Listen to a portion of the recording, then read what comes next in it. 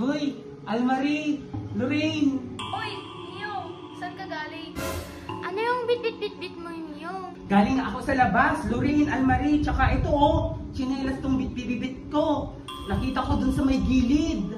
Chinelas? Parang luma na yan ah. Oo nga, parang sobrang luma niya niyan. Miyong.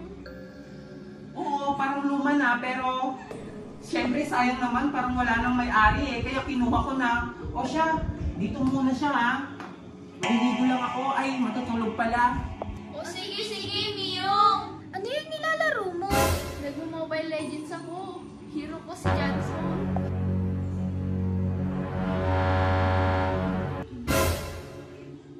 Ano yun? Guni-guni ko lang ba? Nakita mo rin yon, Almarie? Parang gumalaw yung tsinelas, Lorraine. Kaya nga eh.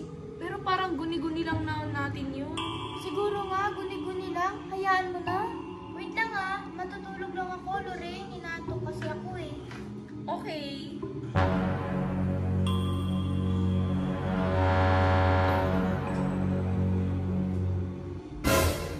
Nagalaw yung chinelas. Parang hindi na to guni-guni ah.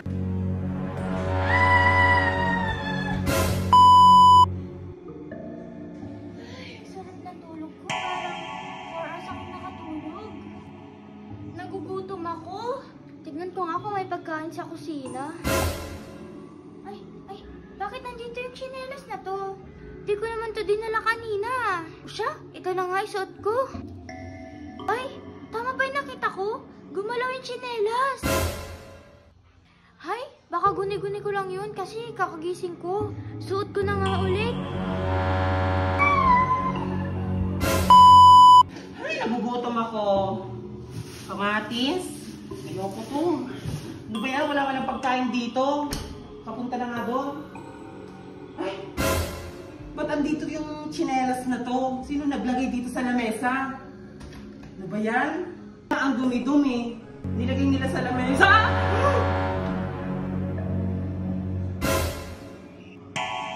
Ba't nalaglag? Wala namang kahangin-hangin.